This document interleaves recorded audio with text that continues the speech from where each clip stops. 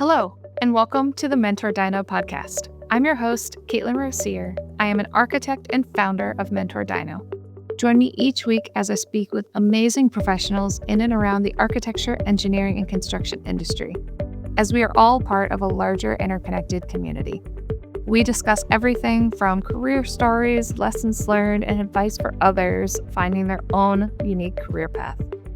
Thank you to all of our current subscribers, and if you're new, welcome to the conversation. And if you like this episode, please do me a favor by hitting subscribe, like, or share it with a friend.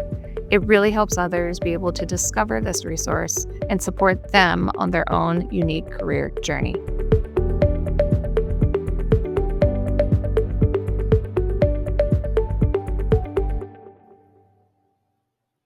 On today's episode of the mentorDINO podcast, I would like to welcome Jessica Stuck, Associate and Senior Project Manager at LGA Partners in Pittsburgh, Pennsylvania. Thank you, Jessica, for taking the time to speak with me today. Thanks for having me. So I always like starting out with my loaded question, if you don't mind introducing yourself to my listeners to let them know a little bit about your experience and journey so far in your education and your career. Sure. So I was born in Ohio, grew up in Massillon, Ohio, ended up going to Kent State for architecture. I also have another undergrad degree in history as well. And then I stayed at Kent State and got my Master of Architecture before going to Albany, New York, and working for John G. Waite and Associates, which is a historic preservation firm.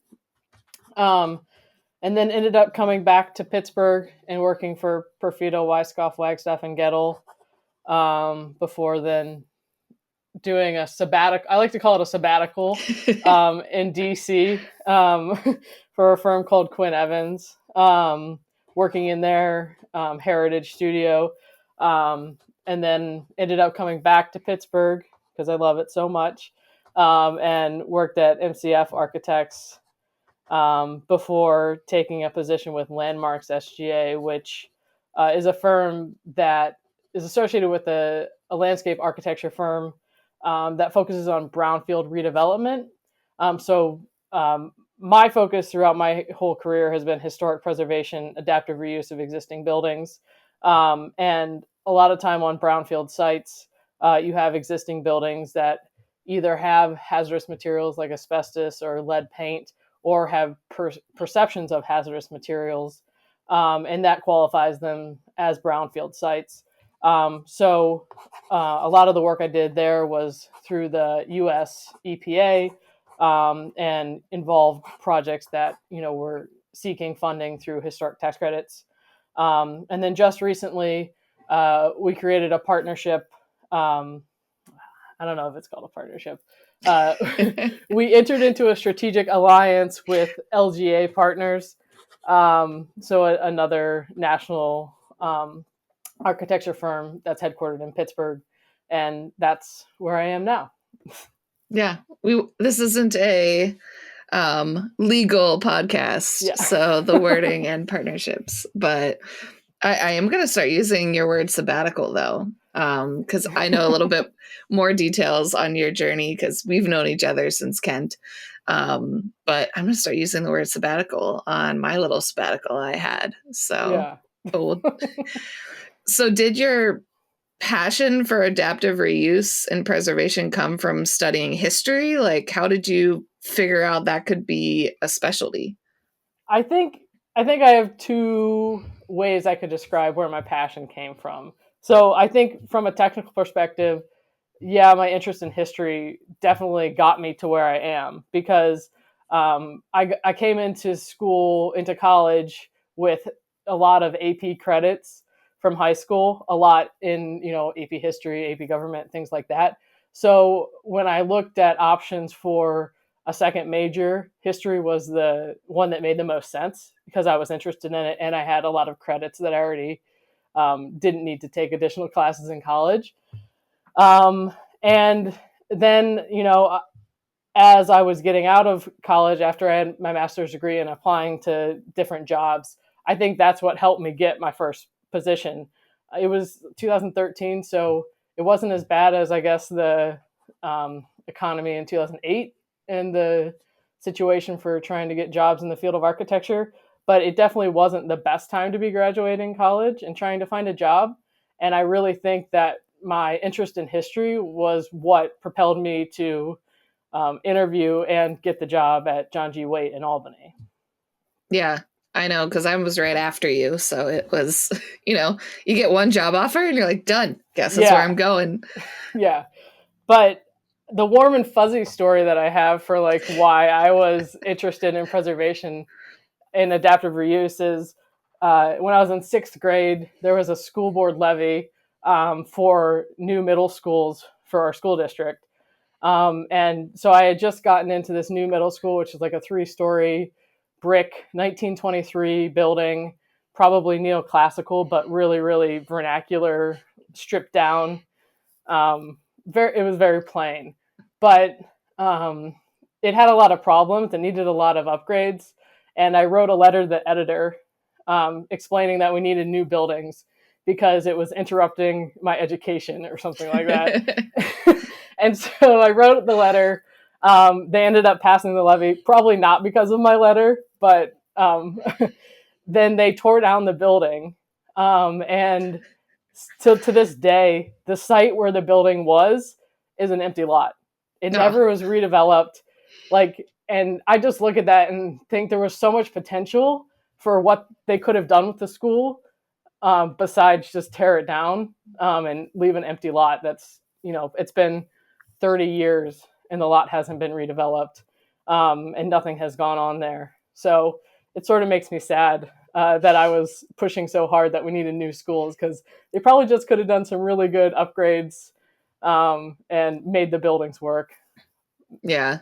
I always feel like we're too quick to just demo things and then move on. It's, a lot of buildings have some really good bones that, either the owners didn't have time to take care of it or the business moves out or anything. And it's like, well, you can repurpose that space and use it for something else, or be able to upgrade it, upgrade the efficiencies, use it in a different way. So, yeah. Or it could have been one of those stories where they turn, schools into apartment buildings or senior housing or something like that. There's so many uses, and it's just like sad because it's an empty lot. Yeah. But I know also with even some of my research on firms, whenever like everybody lists like all the different project types and everything that they offer, sometimes when I see that somebody denotes preservation and adaptive reuse, it ends up being like a sidebar and not their main thing. So if somebody's looking to do more preservation, adaptive reuse, do you have advice for finding those firms that really are highlighting that work and doing so they have significant opportunities to actually do that project type and not get in and be like, oh, I guess you don't actually do that much work. So, yeah. I think this is interesting. I guess I didn't talk about it, but I was an adjunct professor at Kent State, and I taught an introduction to preservation class.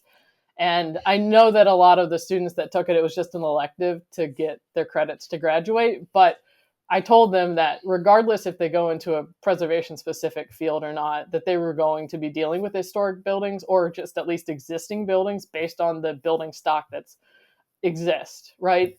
So you're right. There are all these firms that they do historic preservation, whether, they intended to or not, or they work with existing buildings, I should say.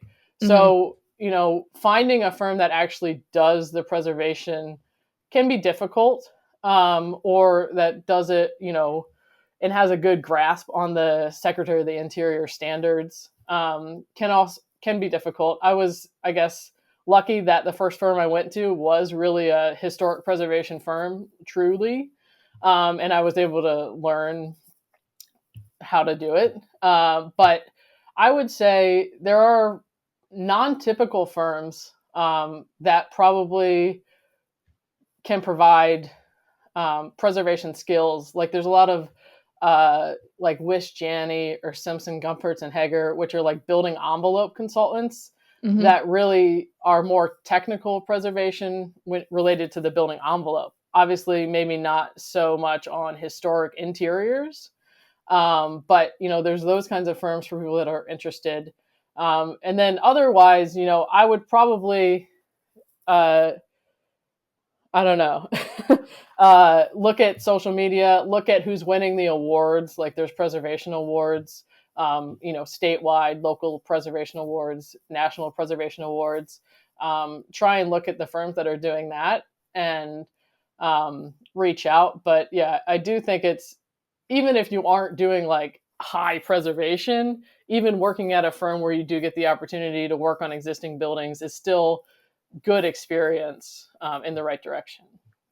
Yeah, I know a lot of my experience has been more test fits and renos of existing spaces, and they have their own challenges that, when I jump to do a new build, I'm like, there's all this space. What do? We don't have these like constraints besides, zoning and setbacks, but then that's so light and fluffy compared to existing buildings themselves and dealing with existing structures, systems, and exteriors if the budget doesn't really allow to touch the exterior. So has there been additional unexpected challenges whenever you're doing a preservation type project versus more of that fit out work replacement?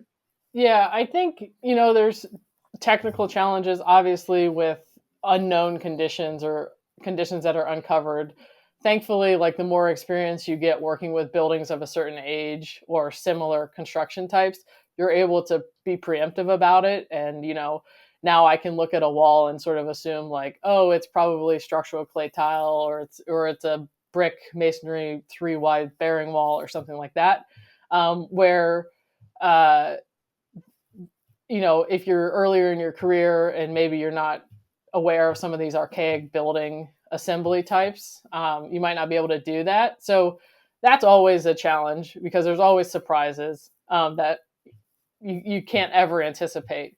But I think the perception is the biggest challenge, especially in markets where people aren't used to spending money, like where value engineering is what everybody needs to do because of budgets and, cost overruns and things like that. But, trying to convince a client that this is the best route to take and it's the best way that they can be a steward to their building is oftentimes very difficult because it's hard to raise the funding to do that. It's hard to find the people who are skilled to do the work that you want them to do. And then just in general, the idea of preservation has such a negative connotation. I've had to do public meetings a lot for the last 2.5 years in the position I was in. And I've gone to so many public meetings where there's somebody there that's just like, it's going to cost 50% more because you want us to follow these standards. And it's like, maybe, but also maybe not. And also, there's things like historic tax credits, which could potentially offset any kind of additional funding that might be necessary to follow the Secretary of the Interior standards. So I think perception really is probably the biggest one. And mostly not everybody, a lot of people have negative perceptions of when you say the term preservation. I wouldn't have expected so much negativity with it. I know people are, even just thinking of like the residential side, and it's, people are more apt to just, okay, I just want to build new and not deal with an existing home. And I'm like, well, if existing home is good bones, they don't build that way anymore. That quality of work. Like I just did a partial renovation of my house, and it's like you find stuff that I'm like, well, that wasn't done right, but I can fix it. But you even look at the stud construction, because part of my house is 100 years old, and it's like the studs are even bigger and you can see the grains, and it's like, okay, I'm not even in a masonry home, but even the wood construction's different. Then I'm like, the quality is better from back then versus now. So it's, everybody just wants everything new, strip everything down, start fresh. And yeah. But I think it's a good point because there's this perception that I have an old house. I'm going to have to continue doing like maintenance every day. Something's going to break every day because it's old and that's what's going to happen. But my brother has a house that was built 3 years ago, and he's probably had to do more on his house than I've had to do on mine, which was built in the 1920s. So Yeah. there is a perception, and it's not necessarily true, but it's something that we face with all of our projects to make sure that we're being the best stewards to the existing building that we can be, but also working within the budget constraints of the clients. Yeah. And so are you typically partnering with specialty envelope professionals? Like some of those consultants that can come in and really dive into the detailed construction of the envelope versus the preservation side? Like, how does that work when you start bringing in those technical experts? Yeah, I mean, I've done both.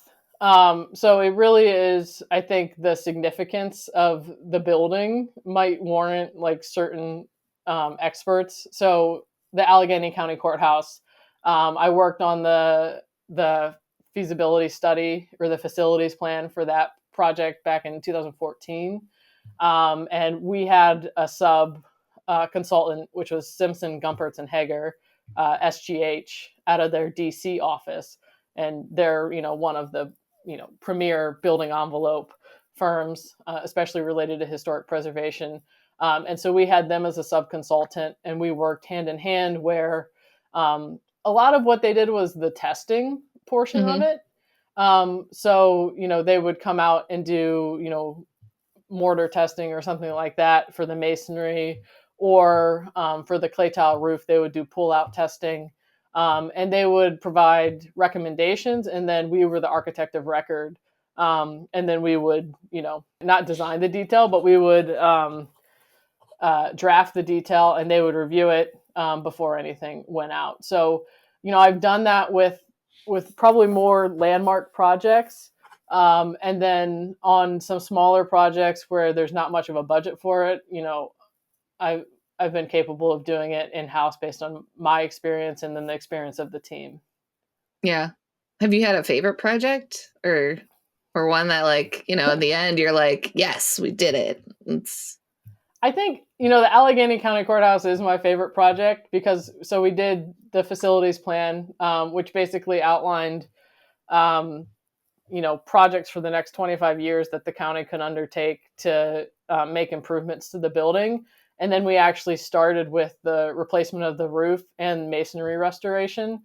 So, that the roof on the courthouse before we did the replacement, everybody thought it was slate because there was so much soot from 100 years of pollution. And we were able to actually get up into the attic and see that the roof was actually like the red-orange color that you see on it now. And it was a crazy transformation to see that now. And just, learning that building and like understanding the original plans for the design, like there were supposed to be air washers. They were supposed to bring water in from, or not, they were supposed to bring polluted air in the tower, the bell tower. And then they had two smaller towers in the courtyard. So the air was supposed to flow down through the tower into the basement, be washed by air, like water washers, to take the... Like human washers? No, they were they were mechanical, like some sort of mechanism in the basement. I don't know if nobody knows if it was ever actually like working or if it was actually useful. But the idea was that the air would go through the water, and the water would take out the soot and the pollution from the air, and it would be recirculated through the building. So it was pretty ingenious if it worked. But it's obviously has not been working for the past, at least since we got in there, it wasn't operational. But just the ideas that they had to try and clean the air at a time when, at noon, it looked like it was midnight in downtown Pittsburgh. Yeah, a very different Pittsburgh that I know everybody gets the perception that we still can't see and the air hasn't cleaned since the Steel Ages. But yeah, no, that's fascinating. Now I kind of want to go to the courthouse and just go on an adventure. Just be like, I need to see this. I did a whole presentation on it for Pittsburgh History and Landmarks Foundation in, I don't know, 2018 or 2017. But that was back when it was on the top of my brain and all the information was fresh. Yeah. I know when I did a skyscraper downtown, we got to the bottom of a giant supply air shaft. Or no, it was the return. And they didn't have it closed off at the bottom. Like, one, I needed to close it off for code, but you looked up and you just saw it was just black the entire way up between when you could smoke inside this building and everything. And I'm like, okay. Then you finally could see where they added so many filters. But I'm like, ugh. I'm like, okay, I'm glad I don't work in this building.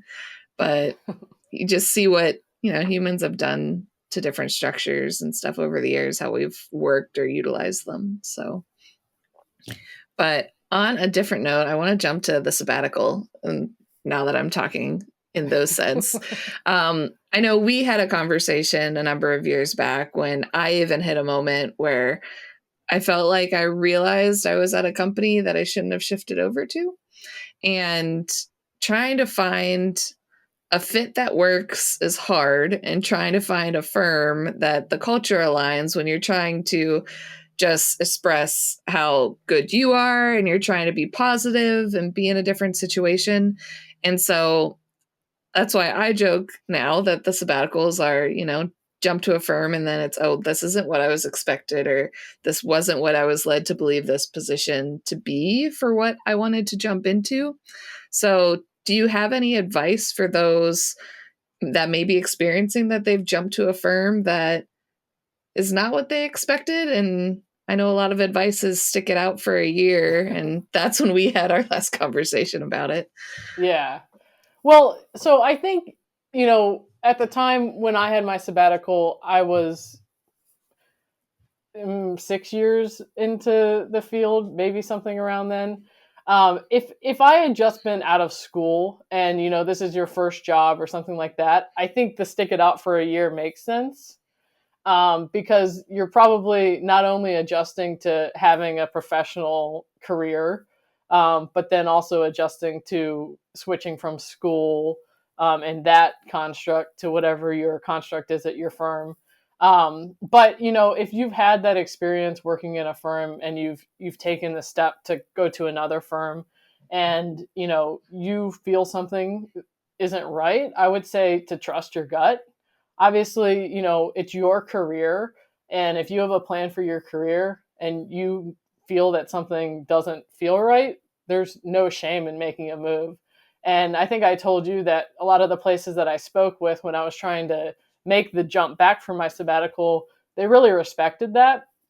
I know a lot of people have a stigma that it's a negative thing to have gaps on your resume, or to go someplace for 6 months and then leave. But if you really know what you want in your career, you have to trust yourself.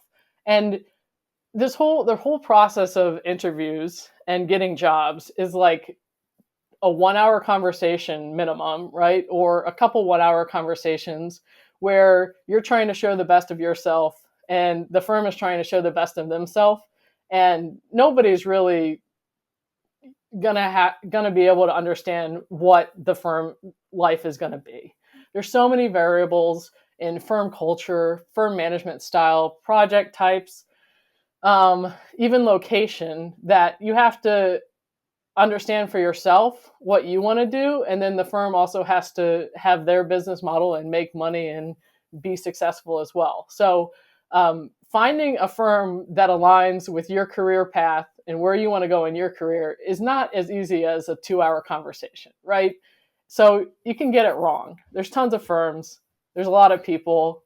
Some firms are a right fit for some people. Some firms aren't. And, if you've had experience and you know what you want to do and it doesn't feel right, there should be no shame in it. I think there's an antiquated view of loyalty or something like that, where when people did get out of school, they got a job and they stayed at that job until they retired. And that's not really the way that the industry is going these days. And it's not really the way that any kind of profession really is going these days. And so I don't think it's as bad of a stigma as it used to be. But regardless, why stay in a situation that is negative towards your own mental health or well-being or career path when you can move and make it better. Yeah, and keeping an eye out for opportunities. I know when I jumped into a position, it was just, I went from one burnout to another. I went from overwork burnout to almost a boredom burnout, and learning the two extremes. But then when you're bored and sitting around, you can really see kind of the faces behind the organization, and you don't get like heads down on a project to kind of skip over it. But it definitely depends on who you talk to. But I agree, when you first come out of school, you got to just dig your teeth in and see what the industry is like, because it's so much different than studio. Mm-hmm. But you also can't jump around every year either, or else you'll never see a project from start to finish. So I know when I left after 6 months of a company, I knew when I was looking for that next job, I needed something that I'm going to, really hold on to for a while and not do a bunch of jumps. But I don't regret leaving in any way, shape, or form. Yeah, I don't have any regrets at this point. I think, it was a good experience. Like, it was good to be able to go and be like, okay, maybe I don't want to be living in DC, which was part of the decision. Maybe I like Pittsburgh, and maybe that's where I want to be. So it helps you figure out what your priorities are, I think, when you have a situation like that you have to deal with. Yeah. And you've jumped around to a couple cities because you were up in Albany, Pittsburgh, and DC. So how is it looking for jobs when you jump cities? I mean, it's difficult. Obviously, I had a connection when I was, well, I guess in all situations I had a connection, right? So when I was in college, I actually interned in Pittsburgh. So I had a connection to the city from the firm that I interned with. So when I was leaving Albany, I at least had that firm that I could talk to. That's not the firm I ended up at, but I was comfortable with the city. I had friends in the city. So it wasn't a bad experience. I don't think the only thing was like the physical proximity, right?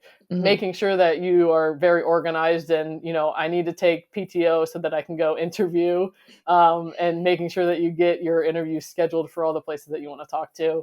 That part of it, the logistics was the hardest part, but I had a connection with each place. And obviously from DC coming back to Pittsburgh was very simple because I still had my house here. So that part, it wasn't so bad. Yeah. And I don't know if back then, if you had to do more in-person interviews, so it's even flights, whereas now so much, even if you're already local, it's, all right, I'm doing interviews for summer interns. I'm like, well, half of you guys are already in Pittsburgh and I'm still doing it virtually and not bringing somebody to an office half the time. Yeah. They were all, I mean, after an introductory call, the actual interviews were all in person at that point. So yeah, a different world. Then it's really scheduling PTO and it's like, oh, let me go take this really long weekend trip.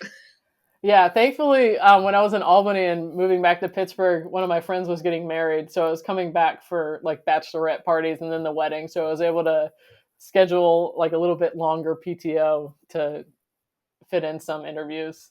Yeah. It's like, oh, I need to party some more, take a break. I couldn't get a flight to come back early. Yeah. And I know in the most recent transition, shifting over to LGA, I know you were more of a principal role at Landmarks and then switching over to more of a senior project manager. So how was that transition for you? I know I tend to ignore titles in people, but I'm not sure. How's that role change? Because I see it more leadership and getting work versus PM still the client side, but you're not as much onus on bringing in the work. So yeah. So it's difficult. So it's not difficult. It's a different situation. So Landmarks, we were a firm of 4 people. So there were 4 architectural staff, but my partners were landscape architects. So at the time, I was the only practicing architect. So I was doing the business development, the marketing, the administration, finances, invoicing, but also managing projects. So it was a lot, even though it was a firm of 4 people. And we had significant amount of work. which made it even more stressful because obviously, trying to figure out what to prioritize when you are in a leadership position and an owner of the firm. So I'm still on the leadership team at LGA Partners. I'm an associate, so I still have administrative, operational, business development, marketing activities and responsibilities, but I'm able to focus more on the project management side of things. And I think, I enjoy both, but it allows me to not only have an ability to expand the capability and resources up to 80 plus staff members who are now all my colleagues, but to have some more mentorship from the other leadership team members and the senior associates and the partners, which I really felt like I was sort of stranded on an island being the only architect owner of Landmarks. So I really am excited about the opportunity to have that ability to not have people to fall back on, but just have more people to discuss things with that sort of understand that specialty of architecture rather than just the AE field.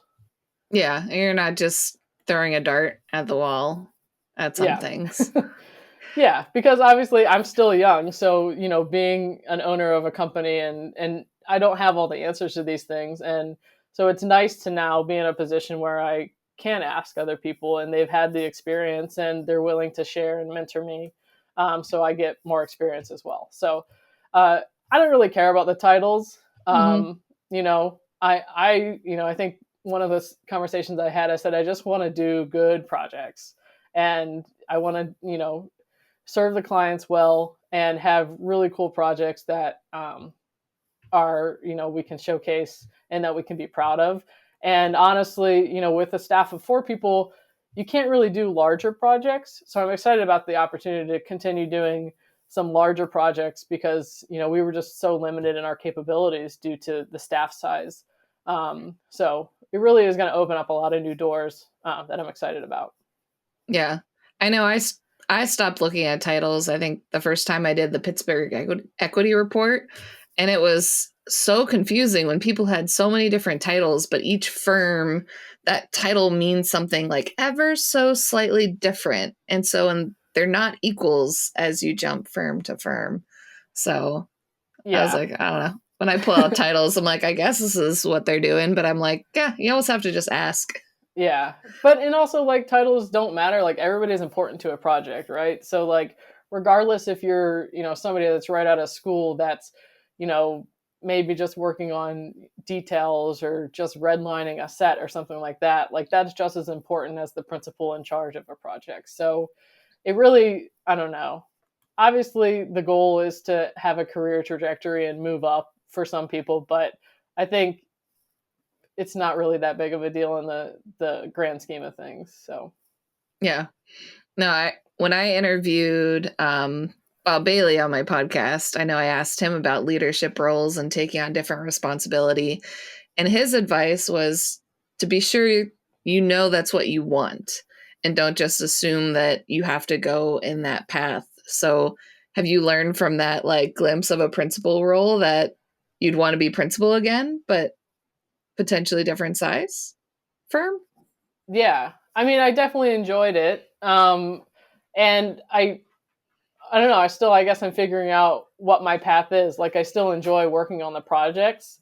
And I think I'm a really skilled project manager. But I also think I enjoyed aspects of the being a principal and an owner of a firm. I know my weaknesses are in the business development sphere and networking. So that's something I know that I need to work on if I want to get back to that position at some point. But I still think it's in the cards for me at some point. Yeah. No, I was just curious because not that many people get that experience glimpse of that type of role. They'll, be tangent to another principal, either doing BD, but having that experience and jumping all in and then being able to step back is very unique to be okay, here's where I'm lacking now that I have bandwidth time again to up my skill set again.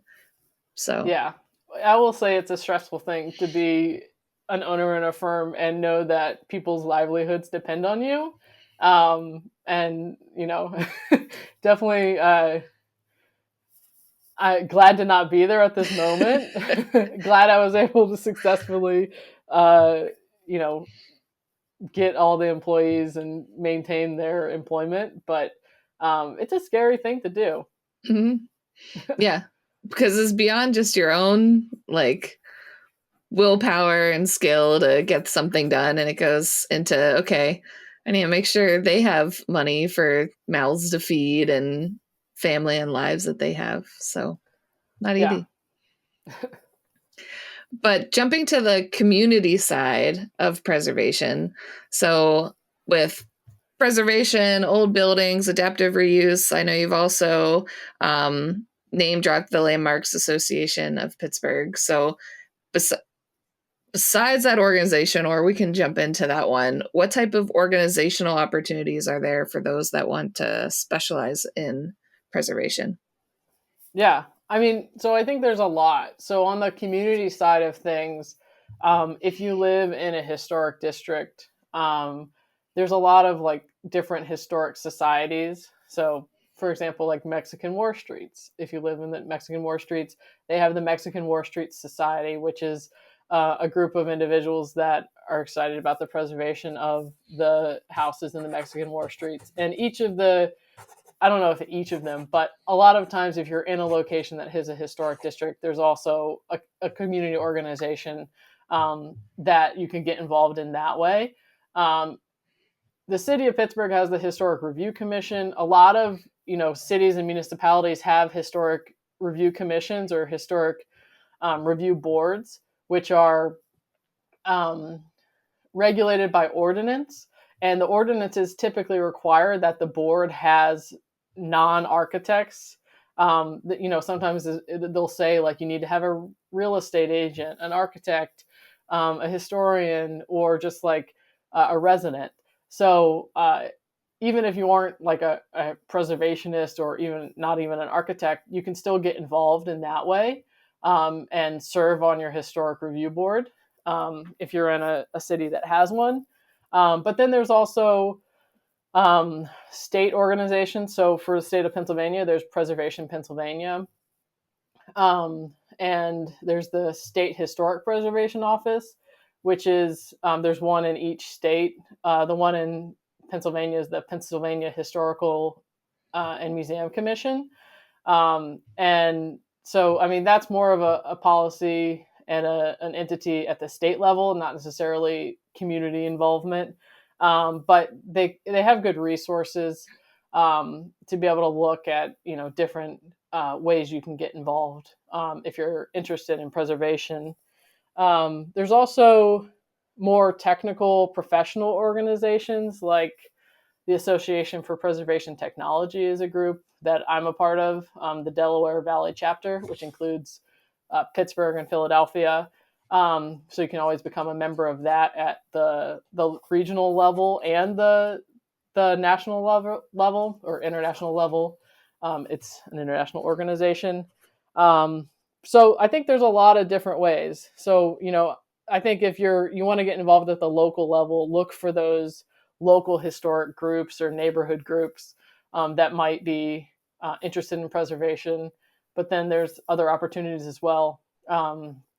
Preservation Pennsylvania and the National Trust for Historic Preservation are probably also, from a state and then his national level, two good ones to check out.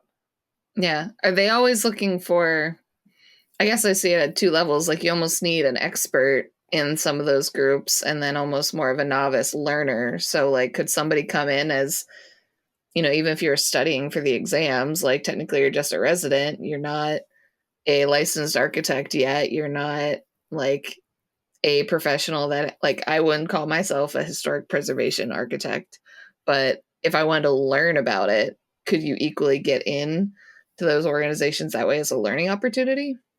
Yeah, I think especially on the historic review boards, you don't necessarily need the expertise or the professional like licensure, even though there's not like licensure. But yeah, it could just be, architects or non-preservationists or any level could get involved in that way. And I know a lot of different municipalities, not necessarily the city of Pittsburgh, but some smaller municipalities that have these historic districts and review boards are always looking for volunteers. So I think it's a good way to understand some of the historic district guidelines and the standards for preservation by being involved in that.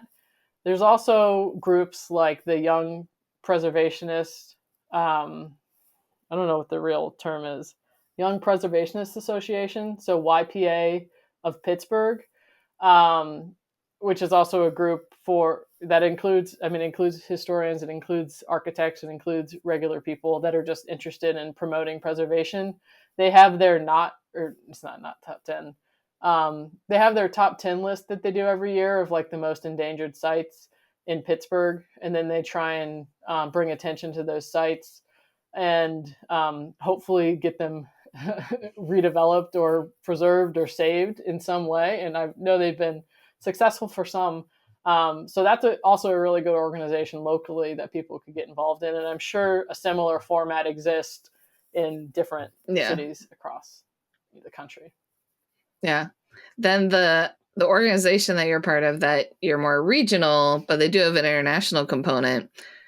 I always have a fun time when I talk to friends and family that live or are from Europe, and we always joke it's either American old or real old in terms of everything in Europe, just having been around for so much longer versus the stateside. It's more, that's still a new building compared to the Europeans' mindset. So have there been conversations in that group about that, or have you run into any of those fun things?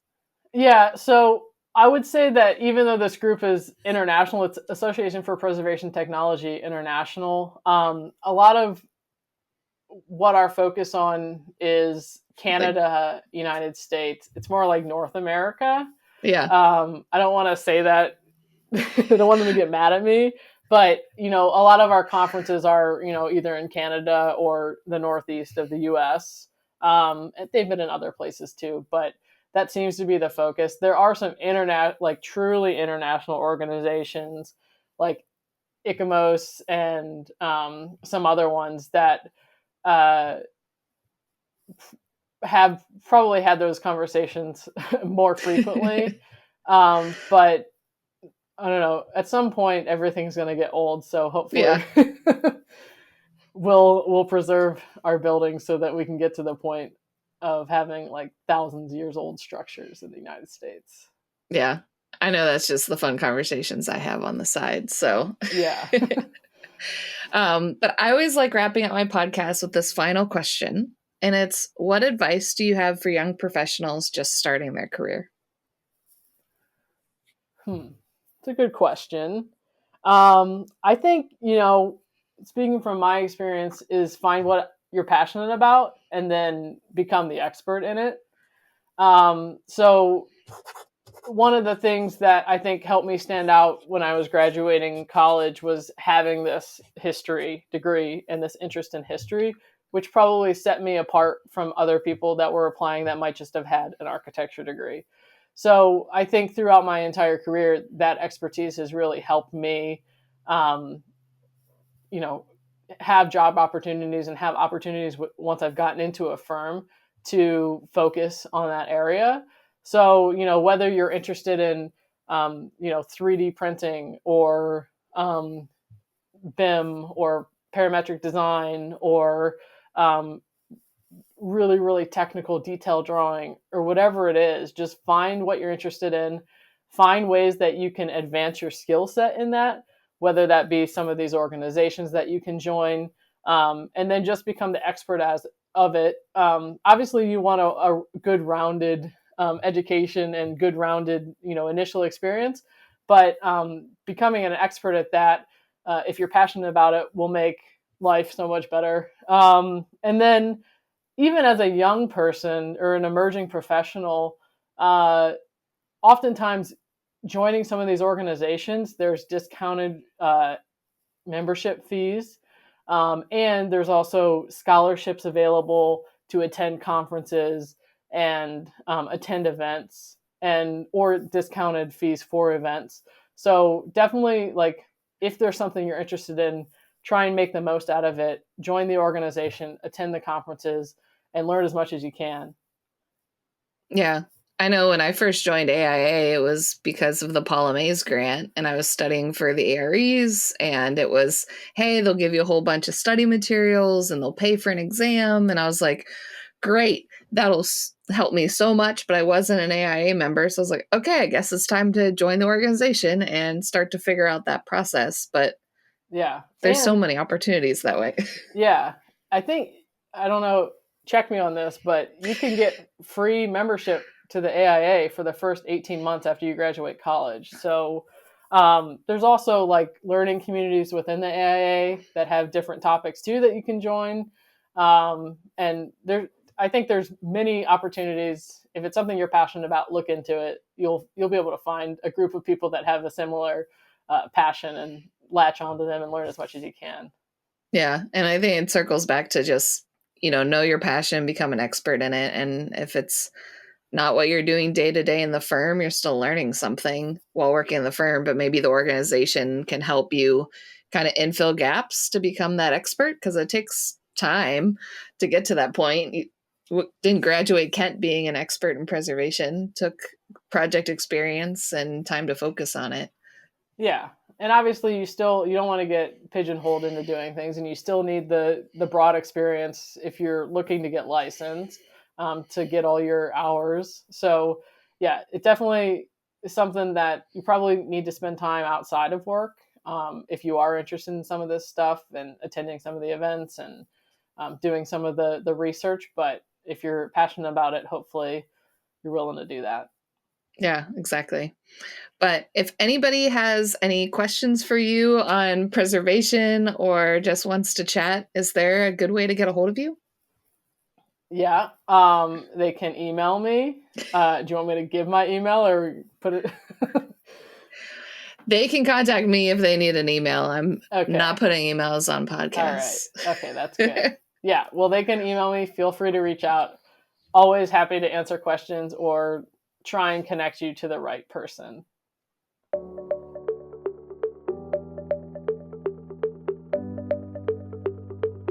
I hope you enjoyed our discussion today. Learn some advice to take with you and see how our industry is all tied together to create the world around us. Check out the description below for any links or resources we discussed.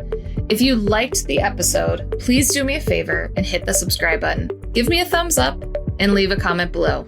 It really helps others be able to discover this resource and support finding that career path that best works for them. If you know someone that has inspired your own career that you'd like me to interview, let me know in the comments below, or you can reach out to me via my website or LinkedIn. I'd be happy to share their story or your own. Thank you again, and I cannot wait for the next career story I get to share with you next week.